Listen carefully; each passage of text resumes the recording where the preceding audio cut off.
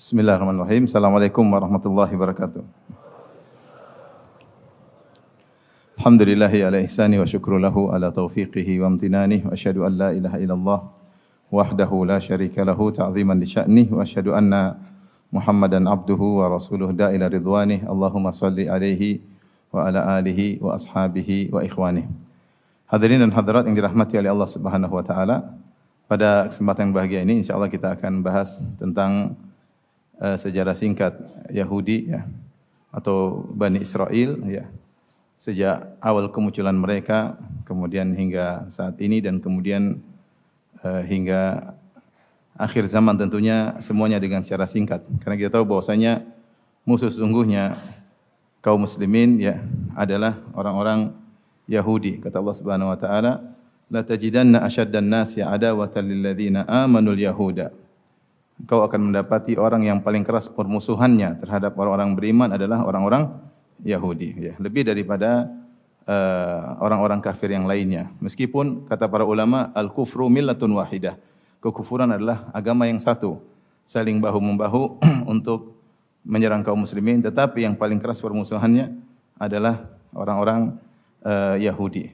Dan permusuhan ini terus berlangsung sampai hari kiamat, di mana nanti akan muncul Dajjal, kemudian diikuti oleh sab'una alfan min Yahud Asbahan. Rasulullah mengabarkan akan ada 70.000 Yahudi dari Asbahan, yaitu dari daerah Iran, yang akan keluar bersama Dajjal, kemudian berperang dengan kaum muslimin. Sehingga itulah akhir zaman, sampai-sampai ketika kaum muslimin berperang dengan orang Yahudi, maka batu akan berbicara, pohon akan berbicara. Kalau ada Yahudi di belakang pohon tersebut, di belakang batu tersebut bersembunyi, maka batu akan berkata, ya Muslim, ya Abdullah ta'al, wahai Muslim, wahai Abdullah, kemarilah. Di belakangku ada Yahudi, faqtulhu, maka bunuhlah. Maka ini menunjukkan bahwasanya permusuhan atau peperangan antara kaum muslimin dengan orang Yahudi akan terus berlangsung sampai hari kiamat. Nah, bagaimana sejarah mereka secara singkat, karena dengan mengetahui sejarah ini kita akan bisa mengetahui beberapa pengakuan-pengakuan mereka yang tidak benar, seperti mereka mengatakan kamilah bangsa terpilih oleh Allah Subhanahu wa taala ya. Atau mereka mengatakan negeri Palestina adalah negeri warisan kami yang lebih berhak untuk tinggal di Palestina. Untuk mengetahui itu semua tentu kita harus belajar sejarah tentang Yahudi ya. Baik, kita mulai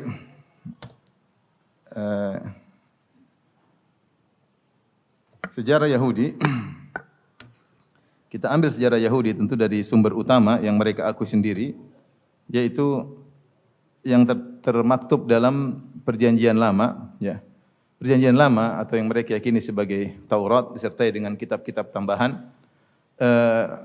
isinya 3/4 tentang sejarah. 3/4 tentang apa?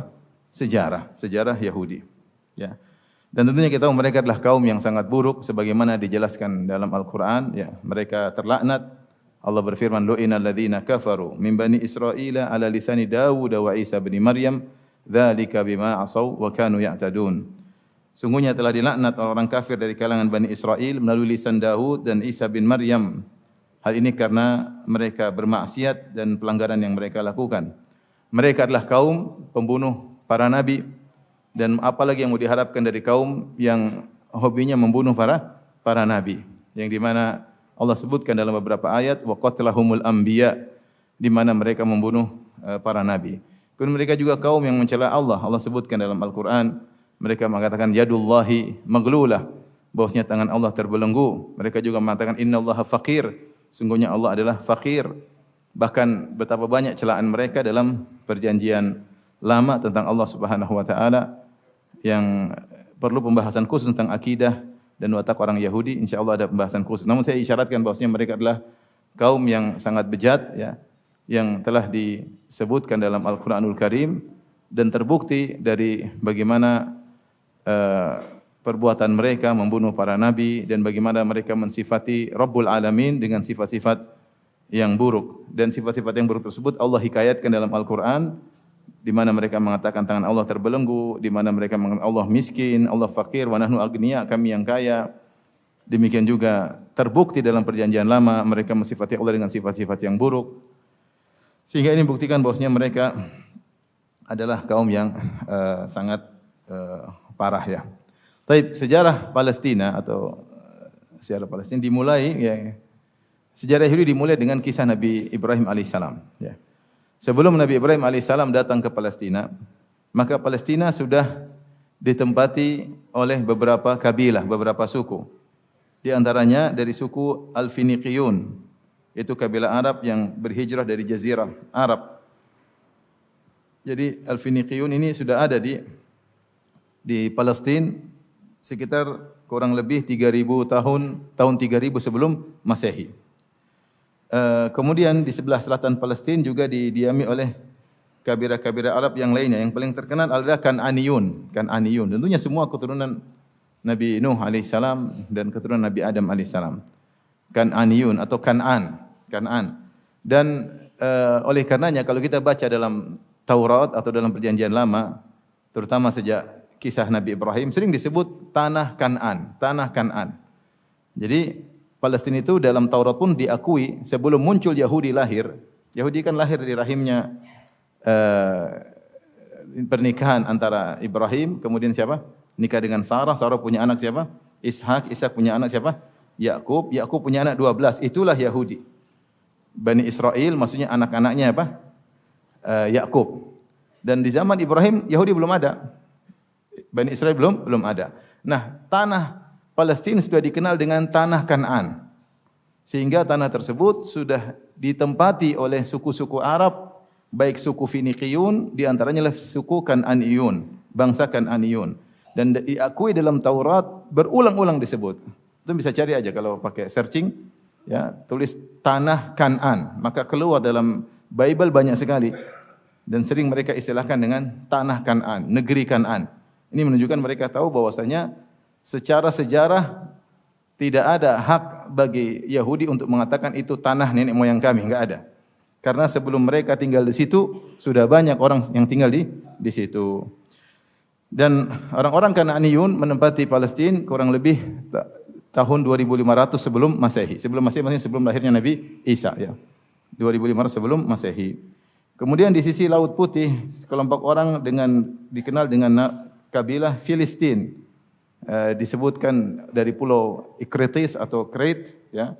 Kemudian mereka tinggal di Palestina, mereka bercampur dengan orang-orang Kan'aniyun, maka muncullah istilah Palestina. Berasal dari kabilah Filistin ya. Filistin kemudian bercampur dengan orang-orang Arab Kan'aniyun, kemudian atau suku Kan'aniyun, maka terkenallah negeri tersebut negeri apa? Palestina. Nama saja sudah menunjukkan ada suku yang di situ sebelum muncul suku apa? Yahudi, yaitu dari suku Filistin. Suku Filistin. Artinya kalau kita lihat ini saja, kita tahu bahwasanya secara histori, secara sejarah tidak ada hak bagi orang-orang Yahudi untuk tinggal di Palestina dengan mengatakan inilah nenek moyang kami tinggal di sini. Kita bilang sebelum kau lahir, sebelum nenek moyangmu lahir sudah ada orang-orang yang tinggal di sana. Bahkan di antaranya suku-suku Arab yang tinggal di sana ya, baik Finiqiyun atau Kan'aniyun dan yang lainnya. Taib. Adapun penamaan negeri Israel atau Yahudi nanti datang belakangan. Jadi saya katakan sini kesimpulan yang ingin saya tarik di sini, secara sejarah mereka bukanlah yang pertama kali menempati apa? Palestina. Paham sampai di sini? Wah, jadi ini kita bicara secara histori.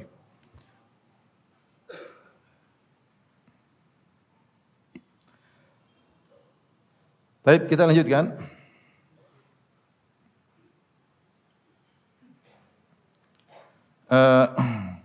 Tentu secara singkat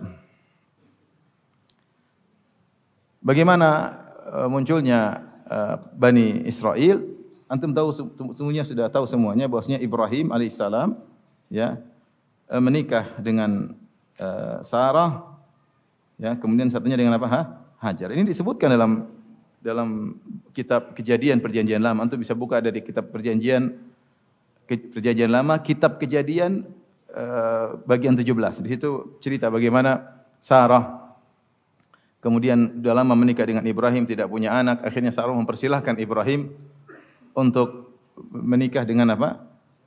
Hajar. Dan akhirnya lahirlah anak namanya Ismail. Sampai sekarang ada Ismail. Jadi Hajar, kemudian apa? Lahirlah apa? Ismail. Ismail. Dari Ismail kemudian Nabi Muhammad sallallahu alaihi wasallam. Nabi kita sallallahu alaihi wasallam. Taib. Sarah, dari Sarah kemudian lahirlah apa? Ishak. Ishak kemudian lahirlah apa? Yakub. Yakub inilah yang disebut dengan apa? Israel ya. Adapun sebab dia dinamakan Israel karena dia disebutkan dalam perjanjian lama dia bergulat dengan Rabb Allah Subhanahu wa taala, yatajassad, menjelma menjadi seseorang, kemudian bergulat berkelahi sama Yakub dan akhirnya Yakub mengalahkan Allah Subhanahu wa taala. Akhirnya dia sejak itu disebut dengan apa? Israel. Tapi Yakub ini punya anak 12. Di sini 12 anak dari 4 orang istri ya. Di antaranya Zilfa, kemudian dan yang lainnya ya. Rahil ya. Rahil ini ibunya Yusuf dan Binyamin ya. 12 anak ya. Di antaranya adalah Yusuf, kenapa? Binyamin. Kemudian yang lain-lain sampai ada namanya juga Yahuda. 12 anak. Inilah yang disebut dengan Bani Israel. Inilah Bani Israel artinya adalah anak-anak Israel yang kembali kepada 12 suku. Kembali kepada 12 suku ya. Suku Yusuf, suku Binyamin dan suku-suku masing-masing 12 anak laki tersebut. Adapun bagaimana kisah mereka tinggal di Palestina, maka sebagaimana Allah kisahkan dimulai dari kisah Nabi Yusuf alaihissalam dalam surat Yusuf secara singkat. Nabi Yusuf alaihissalam dizalimi oleh kakak-kakaknya sehingga dia kemudian dijual oleh kakak-kakaknya menjadi seorang budak, akhirnya dibeli oleh pembesar kota Mesir ya, pembesar kota Mesir di zaman kekuasaan Heksos. Jadi Heksos ini adalah kabilah sebelum kabilah Farainah, sebelum kabilah Kipti atau suku Akbat, dikenal dengan suku Heksos. Itulah di zaman Nabi Yusuf alaihissalam. Dan akhirnya sebagaimana kita tahu Yusuf alaihissalam akhirnya dituduh berzina, akhirnya dipenjara. Akhirnya dia pun menjadi bendaharawan Mesir di zaman Heksos yang di situ penguasanya dipanggil dengan Al-Malik. Dipanggil dengan apa? Al-Malik ya. Makanya Allah sebutkan dalam Al-Qur'an wa qala al-maliku inni ara sab'a baqaratin, berkata sang raja. Ini raja ini di Mesir, namun dia bukan dari suku Akbat ya. Dan dia hidup di zaman Nabi Yusuf alaihissalam. Akhirnya singkat cerita Nabi Yusuf akhirnya menjadi pembesar kota Mesir. Akhirnya dia menyuruh kakak-kakaknya untuk membawa seluruh keluarganya menuju ke Palestina. Maka berpindahlah Nabi Yakub, kemudian ibunya Nabi Yusuf, kemudian kakak-kakaknya, keluarga-keluarganya tinggal di Mesir. Tinggal di Mesir. Yang sebelumnya Ibrahim tinggal di negeri Syam ya, bersama keluarganya, bersama Sarah. Kemudian lahir Ishak, lahir Yakub di Palestina ya. Tapi ketika Nabi Yakub tinggal di Palestina, sudah ada suku-suku lain atau belum? Sudah ada suku lain yang tinggal di Palestina. Mereka hanya sekelompok kecil. Yakub dan 12 anaknya cuma berapa orang ya? Sekelompok kecil dengan keluarga-keluarganya tinggal di Palestina. Sementara di situ ada suku Finiqiyin, ada suku Kan'aniyin, banyak yang tinggal di Palestina sehingga mereka hanyalah satu suku kecil yang tinggal di Palestina. Kemudian mereka akhirnya meninggalkan Palestina. Ya. Ini di antara isyarat bahwasanya mereka tidak harus tinggal di Palestina. Buktinya Yakub dan anak-anaknya pindah ke Mesir, ya atau tidak? Yusuf kan panggil mereka ke mana? Ke Mesir. Ya. Wa jaa bikum minal badwi min ba'di an nazaga syaitanu baini wa baina ikhwati. Nabi Yusuf mengatakan Allah telah mendatangkan kalian dari Badiyah, dari kampung itu dari Palestina ke Mesir, kota Mesir yang waktu itu sudah sangat maju. Maka berpindahlah mereka dari tadinya tinggal di Palestina, Yakub dan keluarganya tinggal di Mesir. Seandainya mereka bilang kita harus tinggal di Mesir, harus tinggal di Mesir, harus tinggal di Palestina, harus tinggal di Palestina, harusnya mereka tidak meninggalkan apa? Palestina. Ternyata mereka pindah ke Mesir. Nah, kemudian di zaman berikutnya Nabi Yusuf diberikan tanah untuk orang-orang Bani Israel dan mereka tinggal di situ dengan nyaman sampai akhirnya Nabi Yusuf meninggal dunia. Kemudian juga Heksos, kerajaan Heksos diruntuhkan oleh suku Akbat. Maka raja-raja Heksos diganti dengan raja-raja Mesir, raja-raja dari suku Akbat yang dikenal dengan Fir'aun. Dengan Fir'aun pertama, Fir'aun kedua dan seterusnya. Maka disitulah mulai Bani Israel disiksa oleh mereka dengan siksaan yang sangat banyak, berulang-ulang sampai disiksa, kemudian diperbudak dan macam-macam sampai akhirnya Allah Subhanahu wa taala mengutus Nabi Musa alaihi salam. Nabi Musa alaihi salam. Secara singkat akhirnya Nabi Musa alaihi salam mendakwai Firaun dan seterusnya. Sebagaimana kita ketahui sampai akhirnya Allah menyuruh Nabi Musa dan kaumnya untuk keluar meninggalkan Mesir dan akhirnya dikejar oleh Firaun dan bala tentaranya. Kemudian akhirnya Allah tenggelamkan Fir'aun dan bala tentaranya di Laut Merah. Setelah itu, setelah Nabi Musa dan kaumnya selamat dari kejaran Fir'aun, maka Nabi Musa dan kaumnya pergi menuju ke Palestina. Ya. Di sanalah kemudian Allah menyuruh mereka untuk berjihad. Ya qaum udkhulul ardal muqaddasata allati kataballahu lakum wa la tartaddu ala adbarikum fatanqalibu khasirin. Qalu ya Musa inna fiha qauman jabbarin. Nabi Musa ngajak mereka, kita ayo masuk ke negeri Palestina yang Allah sudah catat negeri ini untuk kalian. Dan di sini ini sering dijadikan dalil oleh mereka bahwa dalam Al-Qur'an Palestina adalah untuk kita Bani Israel dan ini benar dalam Al-Qur'an ada. Udkhulul ardal muqaddasata allati kataballahu lakum. Masuklah kalian ke dalam negeri yang Allah telah catat buat kalian. Sehingga kalau secara historis kata mereka memang kita tidak berhak untuk mendapatkan Palestina karena nenek moyang kita ya bukan pertama kali yang tinggal di negeri apa? Palestina, tetapi secara syar'i kita yang paling berhak untuk menempati negeri Palestina. Kenapa? Karena dalam Al-Qur'an juga disebutkan Nabi Musa berkata kepada kaumnya, masuklah ke negeri Palestina yang Allah telah catat untuk kalian. Wala tartaddu ala adbarikum, janganlah kalian mundur. Apa kata mereka? Wahai Musa, di negeri tersebut ada orang yang besar-besar yang jahat-jahat. Ya.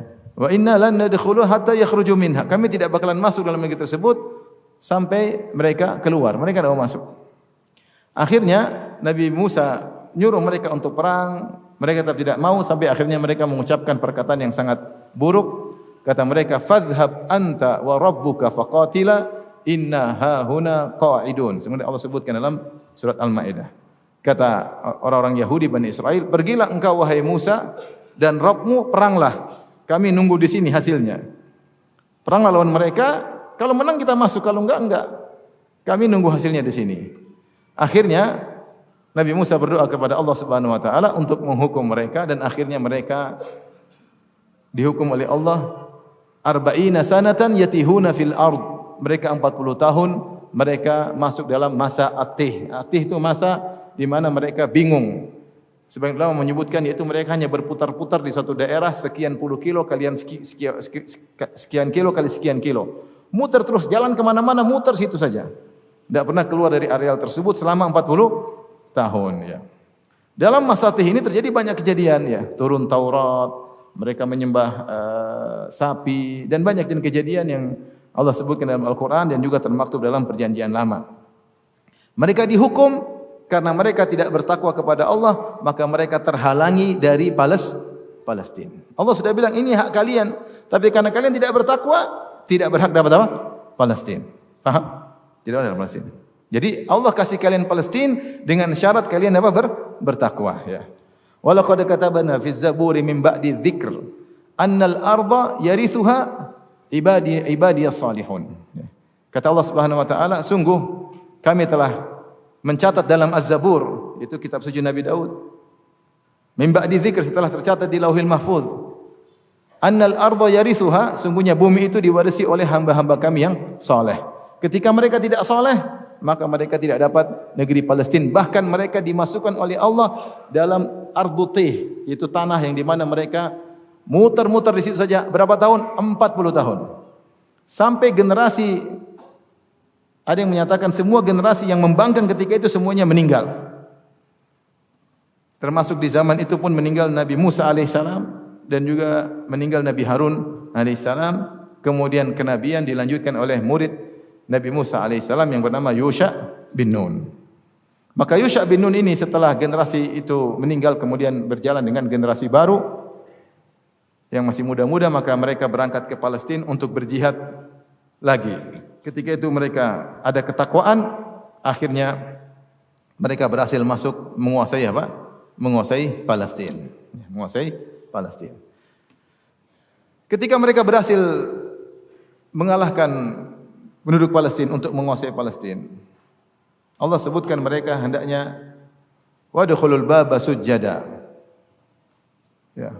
Wa qulu hittatun naghfir lakum khatayakum. Masuklah kalian ke dalam pintu-pintu kota Palestina dengan rukuk sambil berkata, ya Allah ampunilah kami. Saya berkata, ya Allah ampunilah kami. Ternyata mereka tidak menjalankan perintah Allah Subhanahu wa taala. Ternyata mereka juga brengsek sebagaimana bapak-bapak mereka. Ternyata mereka juga brengsek, maka mereka berjalan ala istihim. Mereka sambil delosor dengan jalan dengan pantat mereka, sambil mereka berkata hintah hintah. Kita minta gandum, minta gandum. Jadi seperti mengejek Allah Subhanahu wa taala. Intinya mereka kaum yang bejat. Kemudian akhirnya mereka menempati Palestina. Menempati kembali Palestina setelah sekian ratus tahun mereka meninggalkan Palestina. Jadi sebagian para ahli sejarah khilaf, berapa jarak masa antara Nabi Yusuf dengan Nabi Musa? Artinya kan di zaman Nabi Yusuf, Nabi Yakub alaihissalam yang tadinya tinggal di Palestina, apa yang dibilang? Berpindah tempat tinggal, ya, mengungsi ke negeri Mesir. Berarti mereka sudah meninggalkan Palestina dalam waktu yang lama. Kemudian sampai mereka menempati lagi di zaman Yusha bin Nun. Antara Nabi Yusuf alaihissalam dengan Nabi Musa ada pendapat yang mengatakan 100 tahun, ada yang mengatakan 400 tahun. Cukup lama. Kemudian belum lagi Nabi Musa sampai meninggal dunia, ya, berarti 100 tahun lebih.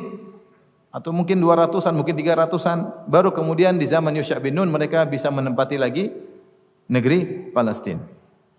Kemudian mereka beranak pinak di negeri Palestina. Nah, di situ ada beberapa masa, ya, disebutkan dalam perjanjian lama dan juga ini merupakan sejarah mereka. Ada beberapa usur. Yang pertama disebut dengan Asrul Qudat. Itu masa hakim-hakim. Ini adalah masa sejak Yusha bin Nun tinggal di sana, maka kemudian ditentukan masing-masing suku ada seorang hakim.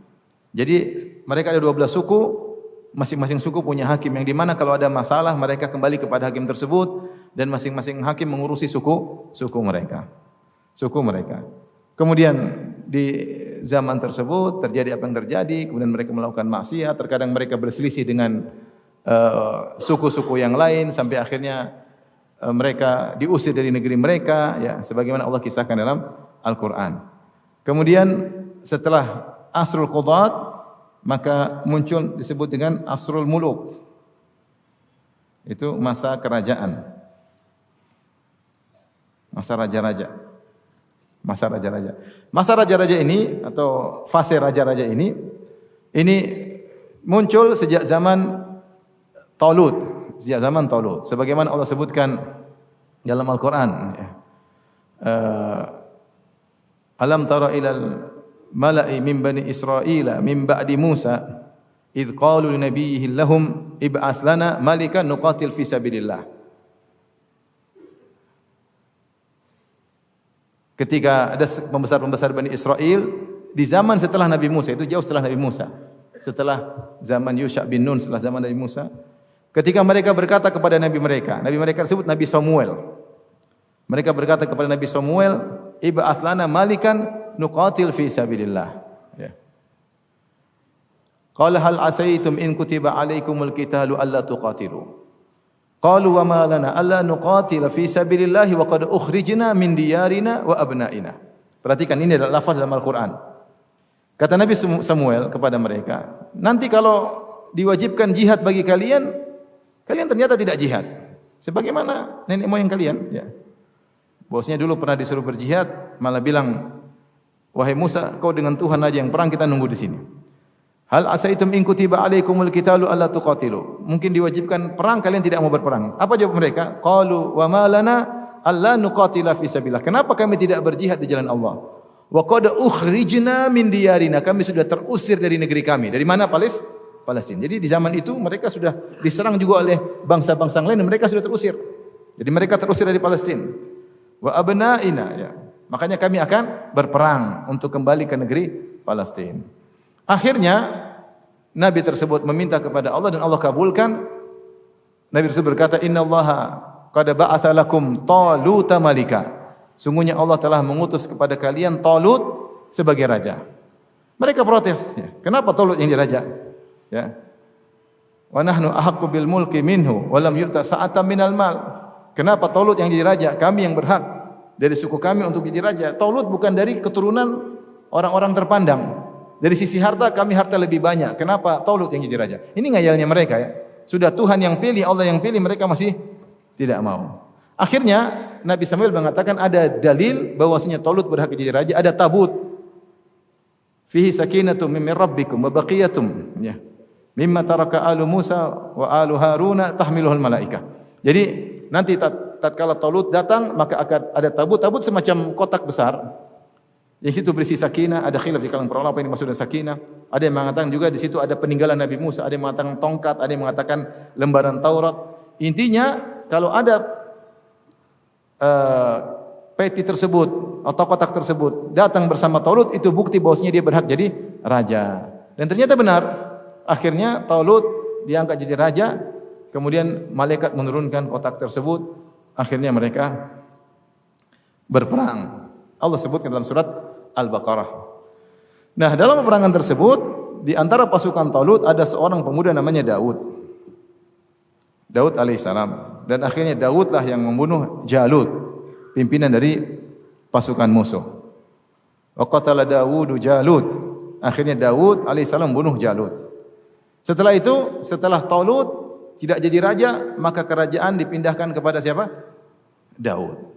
Setelah Daud meninggal, kerajaan dipegang oleh siapa? Sulaiman. Jadi masa raja-raja ini jauh setelah Nabi Musa alaihissalam, dimulai dari apa? Talut, kemudian siapa? Daud, kemudian siapa? Sulaiman alaihissalam. Ya, ini Daud, Sulaiman yang membangun Haikal Sulaiman atau membangun Baitul Maqdis. Daud, Sulaiman mulai membangun apa? Baitul Maqdis. Baik. Setelah masa kerajaan disebut dengan Asrul Inqisam.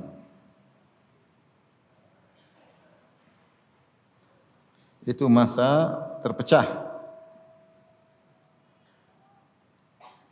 Mereka terpecah-pecah.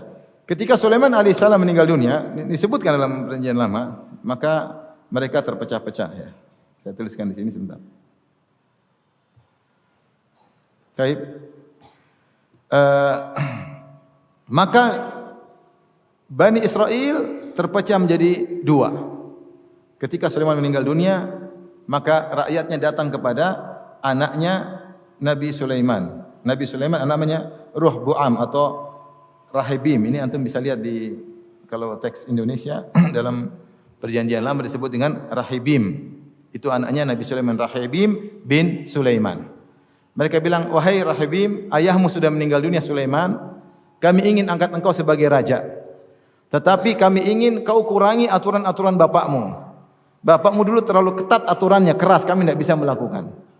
Apa kata anaknya Sulaiman? Enggak, bahkan saya akan lebih keras lagi daripada bapak saya.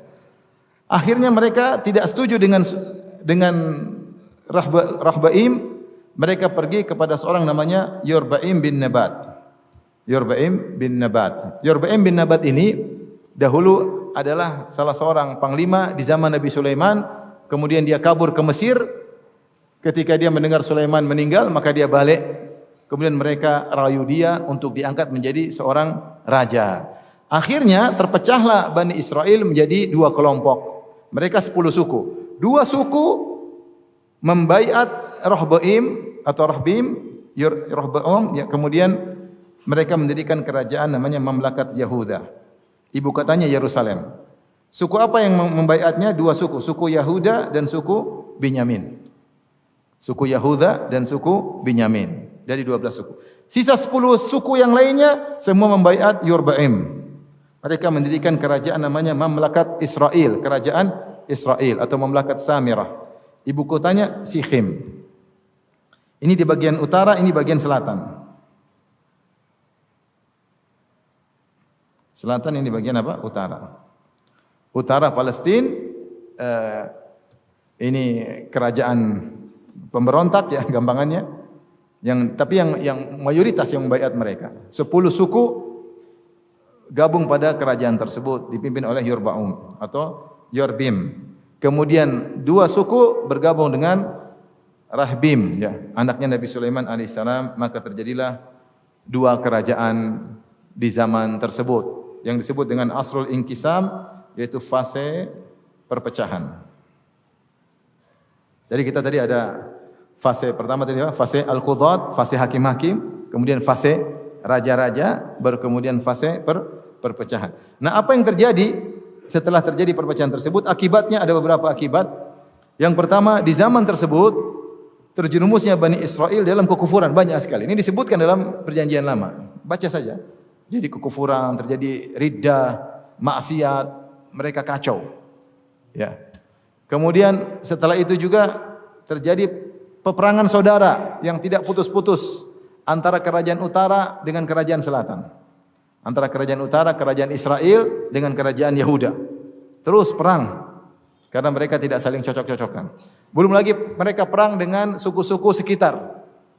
Perang. Ini berjalan lama. Sampai akhirnya mereka diperangi oleh bangsa Asyur dari Irak. Dipimpin oleh seorang raja namanya Tiglat-Pileser atau Pileser, Tiglat-Pileser, dan akhirnya mereka menghancurkan kerajaan Israel. Yang pertama hancur kerajaan Israel. Ini yang hancur duluan. Dihancurkan oleh Yahuda, masih tetap kerajaan yang paling besar, kerajaan sebelah utara, itu yang pertama dihancurkan oleh Raja Asyur, ya, dari Irak, bangsa Asyur, dan itu lalu akhirnya Bani Israel ditawan di tangan Raja Serjan II pada tahun 722 Masehi. 722 sebelum Masehi, sebelum Masehi. Hancurlah kerajaan Israel, yang tersisa hanya kerajaan Yahudi. Yang ini Yahudi masih, atau Yahuda masih tersisa. Paham ya? Paham sampai sini?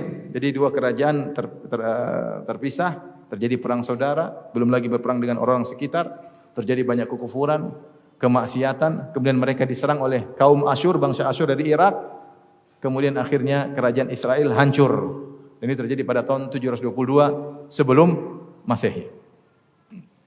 Kemudian yang tersisa kerajaan Yahuda. Baik, coba dilihat-lihat lagi ya.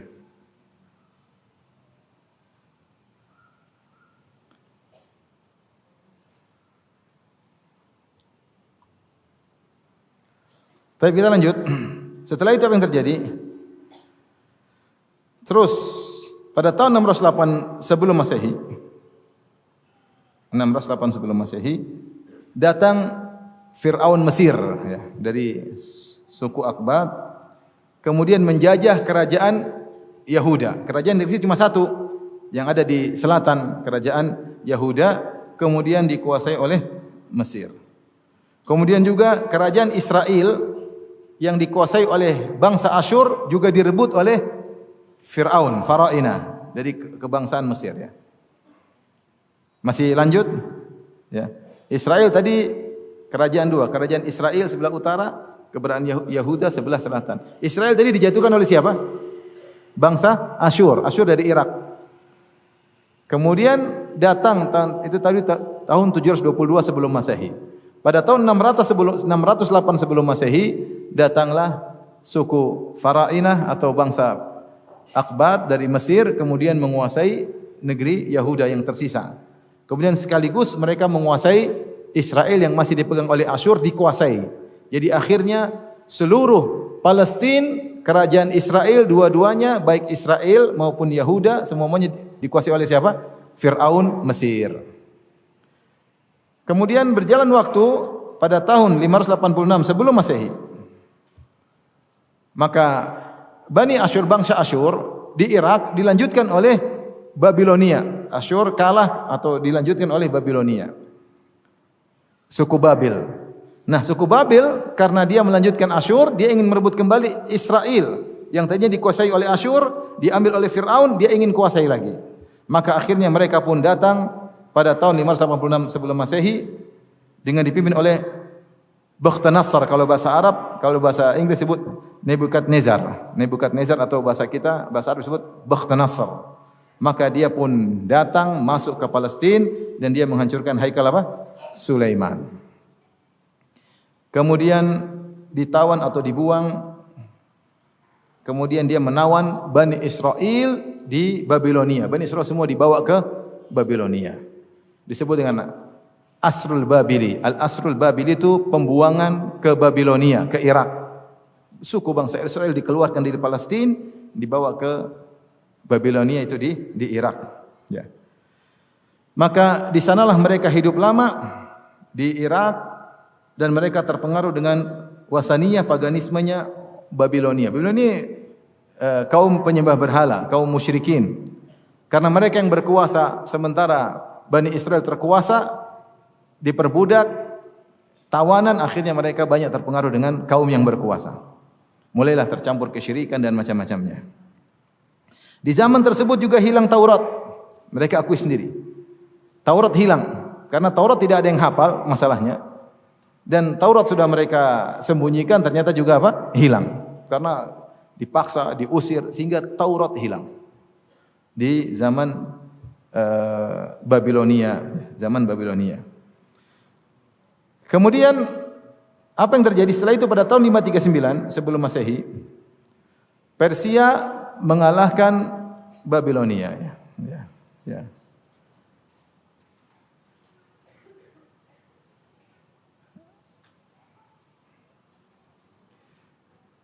Kata Allah tentang apa namanya? Tentang Babilonia, ya. Fa idza jaa wa'dul ula ba'atsna 'alaikum ibadan lana uli ba'sin syadidin fajasu khilalad diyar. Ya. Jika datang janji Allah yang pertama, Allah menjanjikan dalam surat Al-Isra, ya. La tufsiduna fil ardi marratain wa la ta'luna 'uluwan kabira, ya. Kemudian kata Allah, jika telah datang janji Allah yang pertama, maka Allah akan kirim ibadan lana, kami akan kirim hamba-hamba kami uli ba'sin syadid yang memiliki kekuatan yang sangat kuat, fajasu khilalad diyar, kemudian mereka melakukan kerusakan di mana-mana. Banyak ahli tafsir mengatakan maksudnya penyerangan Bakhtanasar. Bakhtanasar atau Nebukadnezar yang menghancurkan haikal Sulaiman. Ya, kenapa? Karena mereka terlalu banyak melakukan kemaksiatan. Ya. Kata Allah, la tufsiduna fil ardi marratain. Kalian akan melakukan kerusakan di muka bumi, wala ta'lunna uluwan kabiran. Kalian akan benar-benar sombong. Akhirnya karena mereka sombong, maka Allah utus kepada mereka hamba-hamba Allah yang akan menyiksa mereka, ya. Kata Allah, wa fa idza jaa wa'du ulahuma. Jika telah datang janji Allah yang pertama, ba'atsna 'alaikum ibadan lana, maka kami utus kepada kalian hamba-hamba kami yang sangat kuat dan akan menghancurkan kalian, yaitu Babilonia. Ini yang Allah sebutkan dalam surat Al-Isra sebagaimana penjelasan para ahli tafsir. Kemudian, namun Babilonia akhirnya dikuasai oleh Persia, ya. Dikuasai oleh Persia, Majusi. Mereka mengalahkan Babilonia dan ada raja mereka yang baik namanya Kores. Disebutkan juga dalam Perjanjian Lama. Kisah ini ada semua dalam Perjanjian Lama. Maka Kores ini dia lemah lembut kepada Bani Israel. Maka disuruh balik ke Palestina. balik ke Palestina. Akhirnya mereka baliklah ke Palestina. Tentu di zaman-zaman ini ada nabi-nabi Israel diutus. Karena mereka kufur, mereka murtad, mereka tukang maksiat. Allah kirim nabi-nabi Bani Israel. Akhirnya pada tahun 539 sebelum Masehi mereka kembali ke Palestina dengan berjamaah berkelompok-kelompok sekitar 50.000 orang dari suku ini disebutkan. Keturunan ini sekian orang, dalam perjanjian lama ada. Suku ini sekian orang, totalnya kira-kira 50.000 kira-kira ya. Maka dipimpin pertama kali oleh seorang namanya Zerubabel, kemudian dibawa oleh Ezra itu Uzair, kalau kita bilang apa? Uzair, kembali ke Palestina, kemudian Nehemia ya, Nehemia. Makanya dalam perjanjian lama ada surat Nehemia, ada surat Ezra. Akhirnya mereka balik ke Palestina. Dan kita sudah tahu bahwasanya Taurat hilang. Nah, yang diyakini oleh orang-orang Yahudi, Ezra atau Uzair ini adalah orang yang dijadikan oleh Allah menghafal Taurat dan dia bisa mengimla, dia bisa mendikte Taurat yang telah hilang kembali. Dia diktekan. Ini pengakuan mereka. Ini ada khilaf di kalangan para ulama. Ini benar atau tidak? Ya. Kata mereka Ezra lah yang bisa mendikte kembali Taurat yang telah hilang. Makanya mereka mengkultuskan Ezra sampai di antara mereka ada yang mengatakan Uzair adalah anak Allah. Uzair adalah anak Allah. Wa qalatil yahudu Uzairun ibnullah. Berkata orang Yahudi Uzair adalah putra Allah. Dan disebutkan dalam hadis yang sahih dalam Sahih Bukhari bahwasanya di antara Yahudi ada yang menyembah Uzair. Makanya pada hari kiamat kelak dikatakan hendaknya setiap umat mengikuti sembahan mereka, maka sekelompok Yahudi menuju ke Uzair. Di antara mereka ada yang menyembah siapa? Uzair. Karena saking solehnya dia, bagaimana dia bisa mengimla kembali, mendiktekan kembali Taurat yang sudah hilang. Nah, sejak zaman tersebut hilanglah penyebutan 10 suku, tidak ada lagi. Tinggal 2 suku, suku Yahuda dan suku Benyamin. Dan saat itu Bani Israel mulai dikenal dengan apa? Istilah Yahudi. Dikenal dengan istilah apa? Yahudi. Ya, tidak ada lagi suku ini, suku ini, suku ini, suku ini sudah. Jadi namanya apa? Suku Yahudi. Boleh kalau antum sekarang mau bilang ini keturunan mana, ditarik garis ke-12 susah bagi mereka sampai sekarang. Mana ini ke Yusuf yang mana, ke Benyamin yang mana, ke ini kemana, yang ini kemana, susah. Jadilah mereka satu nama apa? Yahudi. Kenapa 10 suku hilang? Karena sudah sejak awal Israel sudah jatuh, ya enggak? Bukankah ketika mereka terpecah belah, yang duluan hancur Israel apa? Yahudi? Kerajaan Israel duluan kan? Yang 10 suku semua di situ hancur. Jadi mereka lebih cepat terlupakan. Tinggal suku Yahudi dan Benyamin yang ada di kerajaan Yahudi. Akhirnya Yahudi dikenal dengan Yahudi. Sampai sini paham?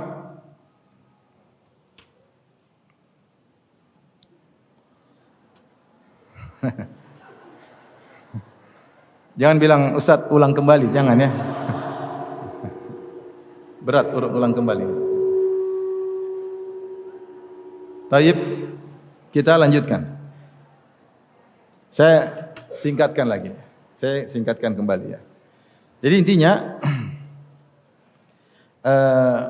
mereka diserang oleh berbagai bangsa setelah terpecah menjadi 2. Kemudian kerajaan Israel di utara, kerajaan Yahudi di bawah selatan, kerajaan Yahudi kemudian diserang oleh Asyur dari Irak ya. Kemudian dikuasai oleh Asyur pada tahun 722 sebelum Masehi. Kemudian akhirnya datang kerajaan dari Mesir, Farainah, Fir'aun, kemudian menaklukkan pada tahun 608 sebelum Masehi, kemudian menaklukkan apa? Yahuda dan sekaligus menaklukkan Israel. Ya, yang dikuasai oleh Asyur. Kemudian datanglah masa Babilonia pada tahun 586 sebelum Masehi. Babilonia dan Asyur sama-sama di Irak. Tapi setelah generasi Asyur datang generasi Babilonia.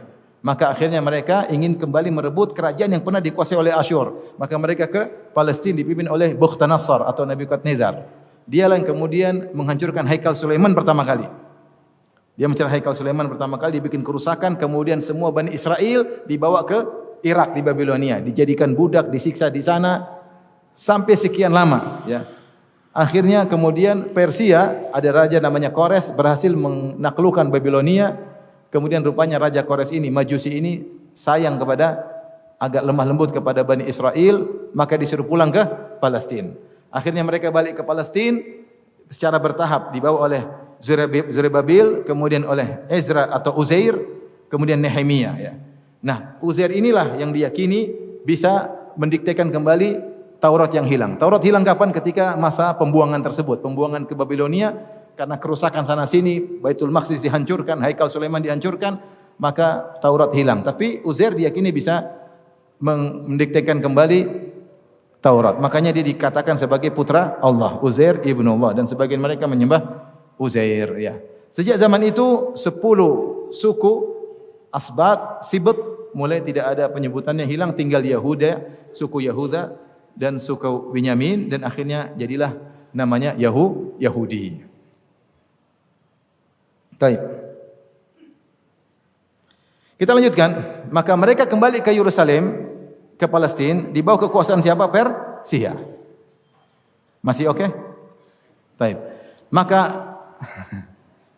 Maka setelah itu mereka dikuasai lagi oleh Yunani. Ada seorang namanya Iskandar Makedoni yang dikenal dengan Great Alexander atau Iskandar Agung. Ini seorang tokoh raja yang hebat dari raja Yunani yang kemudian dia memiliki kekuasaan yang sangat banyak. Dia berkuasa 336 sebelum Masehi dan 300 sampai 323 sebelum Masehi. Ini abad keempat sebelum Nabi Isa lahir. Paham? Dia sejak umur 16 tahun belajar sama seorang guru yang terkenal namanya Aristoteles. Hidup di zaman Aristoteles. Makanya ada ulama yang berpendapat atau pendapat mengatakan Iskandar Agung inilah Zulkarnain. Karena kekuasaannya luas, namun dibantah oleh para ulama, dibantah oleh Ibnu Katsir, dibantah oleh Ibnu Taimiyah. Iskandar Agung atau The Great Alexander bukanlah Zulkarnain. Kenapa? Karena penasehat agamanya, menteri agamanya adalah Aristoteles. Sementara Aristoteles tidak percaya kepada para nabi ya. Jadi bukan, dan dia justru pembawa kekufuran dan macam-macamnya. Sehingga yang benar dia bukan Zulkarnain, dan tidak dikenal bahwasanya Iskandar Agung adalah seorang yang beriman kepada Allah Subhanahu wa taala, tidak ada asarnya, tidak ada sisa-sisanya, paham? Jadi dia bukan Zulkarnain. Tapi dia berkuasa. Dari kerajaan Yunani dia berkuasa sehingga kuasanya mencakup Persia, mencakup Irak, mencakup Syam, mencakup Mesir. Ya. Kemudian setelah itu akhirnya Yerusalem di bawah kekuasaan Iskandar Agung. Iskandar Agung ini ketika dia berkuasa dia membangun kota-kota dengan nama dia, Alexandria. Makanya di antaranya dia bangun kota di Mesir namanya kota Alexandria. Itu dia yang bangun. Kalau kita bilang Iskandaria ya. Kalau versi mereka Alexander, kalau versi kita Iskandar. Paham? Mereka Alexander, kita apa? Iskandar. Seperti Julia sama Juleha ya. David dan Daud ya. Ya, seperti kira-kira begitu ya. Jadi kita bilang Iskandar, mereka bilang apa? Alexander. Dia bangun kota-kota dinamakan dengan nama dia, rencananya Alexandria yang ada di Mesir atau Iskandaria. Taib. Iskandar Agung setelah meninggal, dia diganti oleh raja Yunani berikut yang disebut dengan Ptolemeus.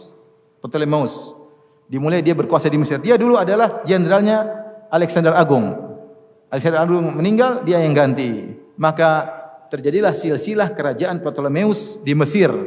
Turun temurun, Ptolemeus 1, Ptolemeus 2, Ptolemeus 3, Ptolemeus sampai Ptolemeus 15. Tersebutlah Ptolemeus 14. Ptolemeus 14 punya istri namanya Cleopatra. Mungkin antum pernah dengar? Ya, di Mesir. Cleopatra ini disebutkan dalam sejarah ternyata dia pacaran sama Julius Caesar yang ada di Romawi. Sehingga dia punya anak namanya Caesar. Disebutkan dia akhirnya membunuh suaminya sendiri. Kemudian dia pergi ke Romawi, kemudian dia balik bersama anaknya menguasai Mesir. Anaknya Ptolemeus yang ke Ptolemeus pokoknya itulah. Ptolemeus ke-15 dan ibunya Cleopatra menguasai Mesir. Akhirnya anaknya kalau tidak salah dibunuh, kemudian diserang oleh Octavianus dari Romawi, akhirnya Cleopatra bunuh diri. Karena banyak pengkhianat di sekitarnya, dia akhirnya bunuh diri. Itu cerita singkat tentang siapa? Cleopatra. Itu semua berada di Mesir. Di Mesir. Taib. Romawi menguasai Mesir pada tahun 30 sebelum Masehi. Jadi hancurlah Ptolemeus, kerajaan Yunani, kemudian dikuasai oleh apa? Romawi atau Romania. Itu sekitar di Mesir sekitar tahun 30 sebelum Masehi, ya. Tetapi mereka menguasai Palestina sejak tahun 63 sebelum Masehi. Jadi Mesir dijatuhkan Romawi tahun 30 Masehi. Sebelumnya tahun 63 Masehi yang menguasai Palestina adalah Romawi. Jadi sejak tahun 63 sebelum Masehi, Palestina atau Yerusalem di bawah kekuasaan siapa? Romawi. Dikuasai oleh Romawi terus, ya. Kemudian sampai lahirlah Nabi Isa di zaman tersebut, ya. Nabi Isa lahir, maka berubahlah tahun menjadi tahun Masehi. Jadi Nabi Isa lahir di zaman kekuasaan apa? Romawi. Makanya bagaimana cara dia dibunuh? Yahudi yang hasad kepada Nabi Isa bekerja sama dengan pemerintah Romawi untuk menangkap Nabi Isa, untuk menyalib dan untuk membunuh Nabi Isa. Tapi Allah menyelamatkan Nabi Isa. Intinya di zaman itu lahirlah Nabi Isa alaihissalam, ya. Nah, pada tahun 70 Masehi, 70 Masehi terjadi pemberontakan, ya, besar-besaran oleh Bani Israel terhadap pihak Romawi. Akhirnya datanglah Raja Titus menghancurkan Haikal Sulaiman dan menawan Bani Israel. Ini Allah sebutkan kehancuran yang kedua yang dalam surat Al-Isra pada ayat ke-7. Kata Allah Subhanahu wa taala, "Fa idza jaa wa'dul akhirati liyasu'u wujuhakum wa liyadkhulul masjida kama dakhaluhu awwal marrah wa liyutabbiru ma alau tatbira." Kata Allah Subhanahu wa taala tentang mereka, kata Allah Subhanahu wa taala, "In ahsantum li anfusikum," kalau kalian berbuat baik maka kalian akan berbuat baik untuk diri kalian, "Wa in asatum falaha," jika kalian berbuat buruk wahai Bani Israel, maka kalian berbuat buruk pada diri kalian sendiri. Fa idza jaa wa'dul akhirah, jika telah datang, ya, saat hukuman bagi kejahatan kalian yang kedua, ya, liyasu'u wujuhakum, untuk membuat suram wajah-wajah kalian, walidkhulul masjida kama dakhaluhu awwal marrah, dan akan masuk ke Baitul Maqdis sebagaimana Bakhtanasar atau Nebukadnezar masuk ke Baitul Maqdis pertama kali, ini yang kali kedua, ya.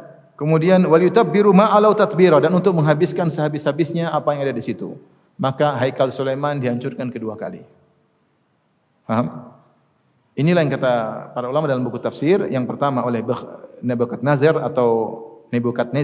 atau Bakhtanasar dalam bahasa Arab. Yang kedua Raja Titus dari Romania.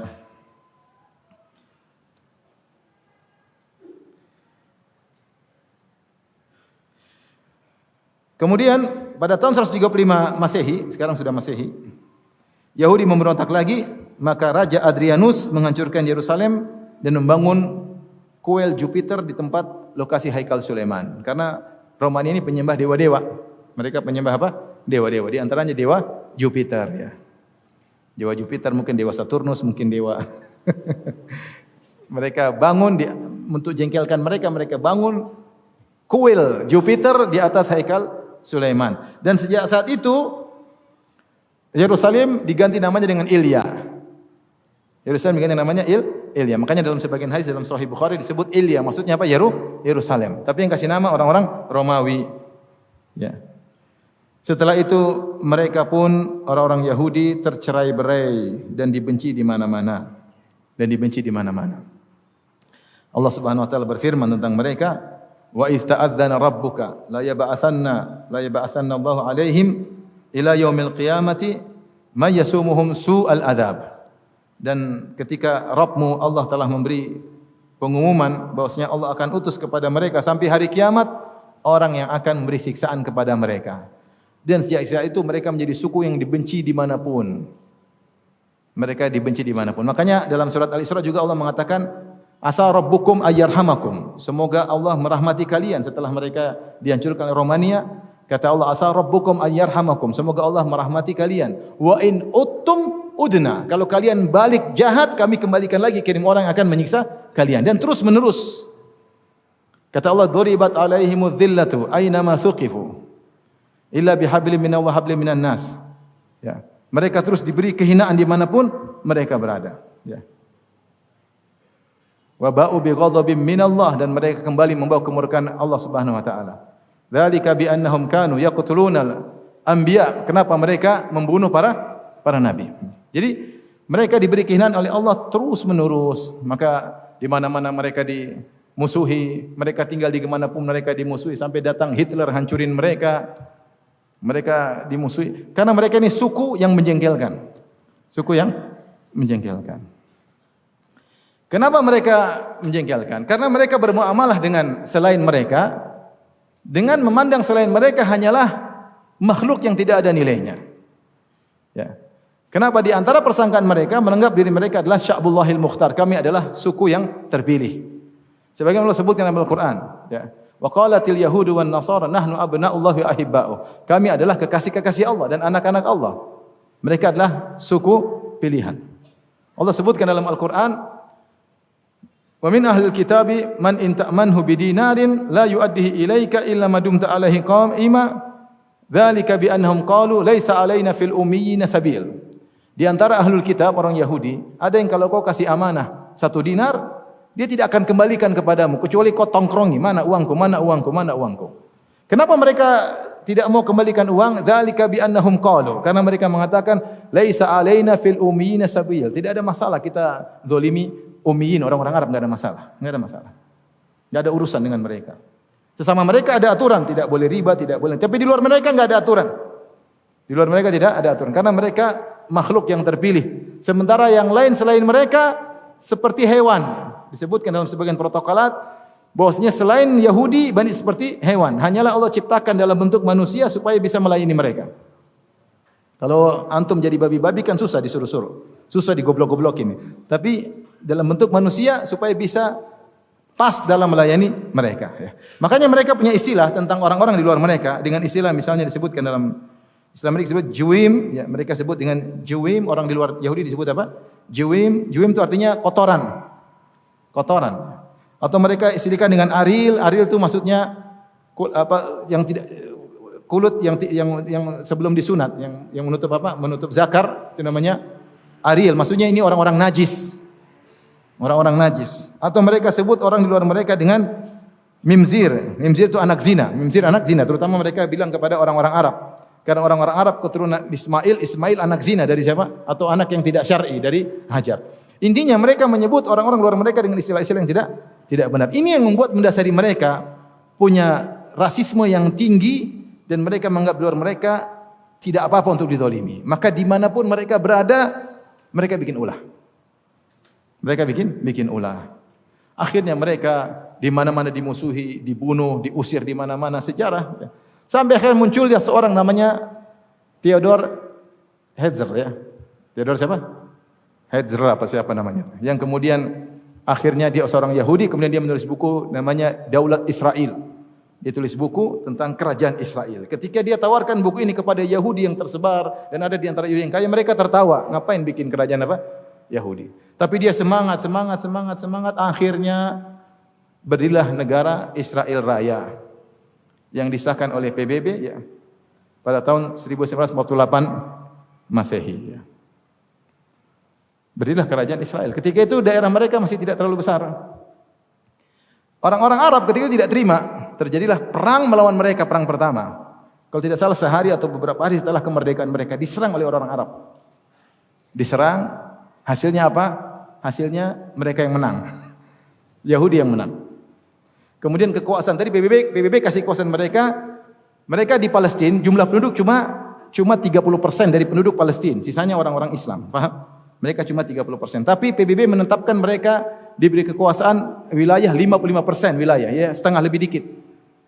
Karena perang akhirnya bertambah jadi banyak 70%. Ini kekalahan pertama perang Arab. Jadi jangan dibilang bahwasanya orang-orang Arab belum perang, sudah dicoba dan pernah apa? Pernah kalah. Dan lebih parah pada tahun 1167 perang 6 hari.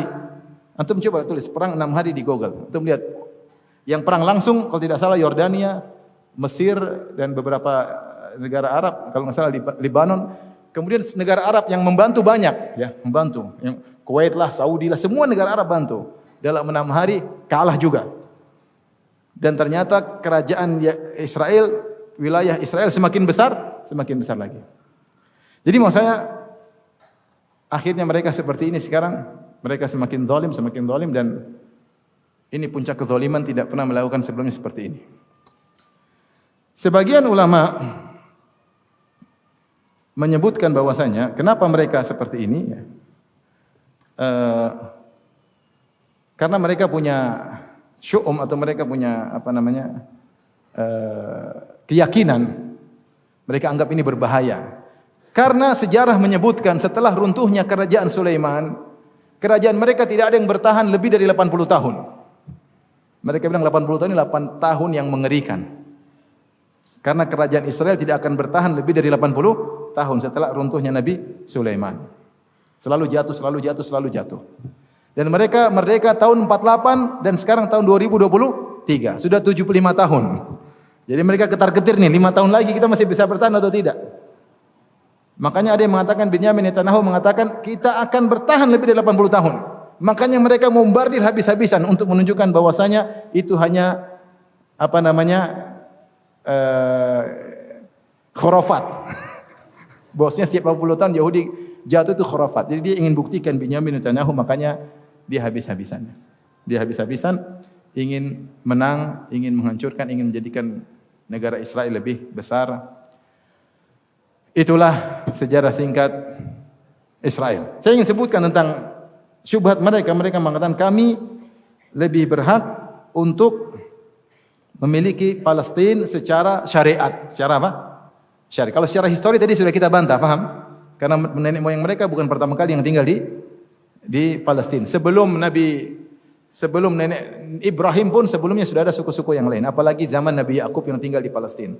Sudah banyak suku di situ. Dan Nabi Yakub cuma 70-an orang keluarganya yang kemudian pindah ke Mesir. Orang situ banyak, mungkin ribuan, mungkin berapa? 70 apa dibandingkan dengan ribuan orang yang tinggal di Palestina. Jadi mereka secara histori tidak berhak memiliki Palestina. Secara syariat dikatakan bahwasanya setiap nabi berhak untuk menempati Palestina, setiap nabi. Bukan sejak Bani Israel saja, sejak Nabi Ibrahim. Nabi Ibrahim Allah suruh untuk menempati apa? Palestina. Dengan syarat mereka kalau menempati Palestina beriman kepada Allah Subhanahu wa taala. Dan itu disebutkan dalam perjanjian lama ya. Kitab Kejadian 17 ya. Disebutkan ketika Nabi Ibrahim umur 90 tahun, maka Tuhan menampakkan diri kepada Ibrahim. Setelah Ibrahim punya anak Ismail dan belum punya anak Ishak. Jadi pada umur 90 tahun, umur 80 tahun dalam perjanjian lama Ibrahim punya anak siapa namanya? Ismail dari Hajar. Ketika dia umur 90 tahun dia belum punya anak selain Ismail. Maka Allah berkata atau berfirman kepada Ibrahim, kepadamu dan kepada keturunanmu akan kuberikan negeri ini, maksudnya Palestina, yang kau diami sebagai orang asing, yakni seluruh tanah Kanaan akan kuberikan menjadi milikmu untuk selama-lamanya. Ini dalam perjanjian lama. Jadi Palestina ini menurut perjanjian lama adalah untuk keturunan siapa? Ibrahim. Dan ketika itu Ishak belum ada. Keturunan yang sudah ada siapa? Ismail. Jadi ini milik bersama. Kalau kita bilang secara syar'i, maka setiap nabi berhak untuk menempati apa? Palestina. Dalam kitab kalian juga menyebutkan hal demikian. Maka kalau kalian bilang kalian berhak, Ismail juga berhak. Ismail anaknya siapa? Anak Ibrahim. Baik, Nabi Ibrahim berhak tinggal di Palestina. Di zaman Nabi Musa juga berhak tinggal di Palestina. Tapi Allah kasih atau tidak? Tidak. Allah mengatakan, "Udkhulul ardhal lati kataballahu lakum." Udkhul ardhal muqaddasata allati kataballahu lakum. Wahai Bani Israel, masuklah ke negeri Palestina yang Allah telah catat buat kalian. Mereka berhasil atau tidak? Tidak. Sampai mereka mati enggak dapat. Kenapa? Karena mereka bermaksiat. Karena mereka disuruh berjihad tidak mau, justru Allah hukum mereka terjebak dalam arditih. Muter-muter 40 tahun sampai generasi tersebut mati semua. Baru muncul generasi baru dipimpin oleh Yusha bin Nun, akhirnya masuk ke Palestina. Tapi pernah mereka dikasih hak tapi malah dilarang oleh Allah. Kenapa mereka dilarang? Karena bermaksiat. Kemudian juga di zaman Nabi berikutnya, Nabi Daud, Nabi Sulaiman, Nabi Isa juga, Nabi Isa berhak untuk tinggal di Palestina. Mereka semua keturunan Nabi Ibrahim alaihissalam. Demikian juga Nabi Muhammad sallallahu alaihi wasallam berhak untuk menempati apa? Palestina.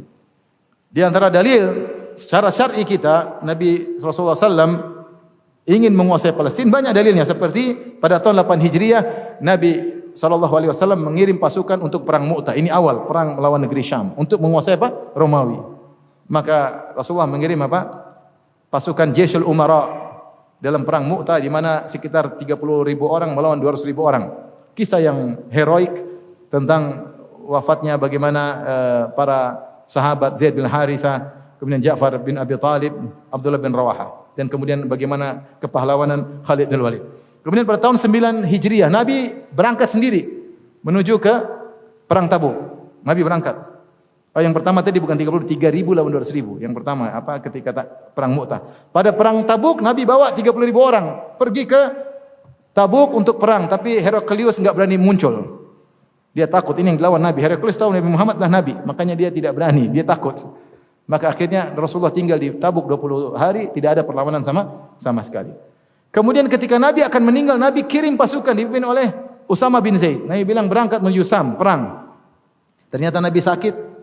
Sementara pasukan Usama bin Zaid sudah berada di Jurf, Nabi sakit. Akhirnya mereka berhenti dulu. Nunggu kondisi, ternyata Nabi meninggal dunia sallallahu alaihi wasallam. Akhirnya kekhalifahan dipegang oleh Abu Bakar As-Siddiq. Ternyata Abu Bakar As-Siddiq menyuruh Usama terus lanjut menuju negeri Syam. Kemudian di zaman Abu Bakar As-Siddiq, Abu Bakar mengirim Khalid bin Walid untuk menguasai dalam perang Ajnadin.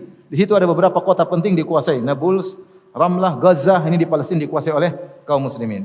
Kemudian terjadi perang Yarmuk yang juga daerah Syam, dimenangkan oleh kaum muslimin. Kemudian di masa Umar bin Khattab, akhirnya di bawah pimpinan Abu Ubaidah bin Jarrah, akhirnya mengepung Palestina selama 4 bulan dan akhirnya dikuasai oleh kaum muslimin. Jadi secara syar'i setiap nabi berhak menguasai Palestina.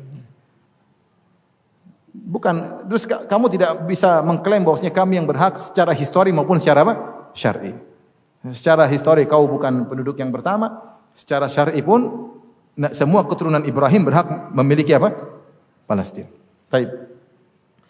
Ini terkait dengan apa namanya syubhat mereka bahwasanya mereka berhak memiliki Palestina secara syar'i. Yang terakhir ada satu mata rantai sejarah yang tidak kita sebutkan, yaitu tentang bagaimana Yahudi di zaman Nabi Muhammad sallallahu alaihi wasallam. Nabi di zaman Nabi sallallahu alaihi wasallam sekitar abad ke-7 Masehi, ya. Maka kita tahu Nabi SAW ketika tinggal di Madinah, maka ada beberapa kabilah Yahudi, ada kabilah Bani Qainuqa, kemudian Bani Nadir, kemudian Bani Quraidah. Nabi tinggal bersama mereka, kemudian buat perjanjian namanya Piagam Madinah atau Wasiqatul Madinah, sebagai warga negara yang sama tinggal di kota Madinah. Kalau ada musuh maka bahu-membahu untuk melawan musuh tersebut. Namun akhirnya Bani Qainuqa berkhianat, akhirnya mereka diusir. Setelah itu dilanjutkan dengan pengkhianatan Bani Nadir yang ingin membunuh Nabi SAW, tapi Allah bongkar rencana mereka. Akhirnya terjadilah pengusiran, turunlah surat Al-Hasyr. Maka mereka diusir, disuruh bawa onta dengan satu suketan, yang penting jangan membawa alat-alat peperangan. Mereka pun pergi dan banyak mereka pergi ke Khaybar. Kemudian pada tahun 5 Hijriah terjadi perang Ahzab.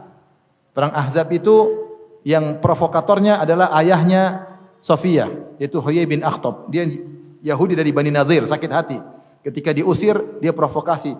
Orang-orang Mekah akhirnya datang 10.000 pasukan menyerang kota Madinah. Ternyata jadi tinggal satu kabilah, Bani Qainuqa sudah diusir, Bani Nadir sudah diusir, tinggal Bani apa? Quraidah. Ternyata Bani Quraidah ketika Madinah sedang diserang oleh 10.000 pasukan, ternyata mereka memutuskan perjanjian damai dan mereka juga siap menyerang dari dalam. Allah mentakdirkan, Allah menolong kaum muslimin, akhirnya Ahzab 10.000 orang kabur. Akhirnya tinggal 700 dari Bani Nadir, akhirnya Rasulullah SAW menyerang mereka dan membunuhi semua mereka karena mereka berkhianat pada saat yang sangat genting. Berbeda dengan Bani Qainuqa, Bani Nadir diusir tidak dibunuh, Bani Qainuqa dan Bani Nadir tidak dibunuh, cuma diusir, Bani Quraidah dibunuh. Setelah itu Rasulullah SAW perang lagi bersama Khaybar di Khaybar pada tahun 7 Hijriah. Demikianlah sejarah Yahudi, ya, yang suka berkhianat, ya. Kalau kita bilang apakah seluruh Yahudi berkhianat? Jawabannya itu tidak. Di antara mereka juga ada yang baik. Di antara pengikut Nabi Musa juga ada yang baik. Di antara mereka ada yang beriman kepada Nabi. Di antara mereka ada yang beriman Nabi Isa. Di antara mereka yang Allah mengatakan dalam Al-Quran, wa min ahlil kitabi man in ta'manhu biqintarin yuaddihi ilaik. Di antara ahlul kitab Yahudi ada yang kalau kau kasih amanah harta yang banyak dia akan kembalikan. Wa minhum man in ta'mahnu bidinarin, ada di antara mereka yang kau kalau amanahkan 1 dinar harta yang sedikit dia tidak akan kasih kembali kecuali kau tongkrongi. Di sini Allah sebutkan ada Yahudi yang amanah, ada Yahudi yang tidak amanah. Makanya Nabi membolehkan muamalah dengan orang Yahudi. Hukum asal boleh. Hukum asal boleh. Dan saya rasa itu rahmat dari Allah. Ternyata di kemudian hari Yahudi menguasai apa? Menguasai perekonomian. Banyak produk-produk dari apa? Yahudi. Yang terkadang kita terpaksa harus memakai produk-produk tersebut. Ya. Dan Rasulullah mencontohkan bermuamalah dengan orang-orang Yahudi. Sampai Rasulullah SAW meninggal dunia punya hutang kepada seorang apa? Yahudi dengan menggadaikan baju perangnya. Ini secara umum kita tidak pukul rata, tetapi yang menguasai Yahudi sekarang Zionis.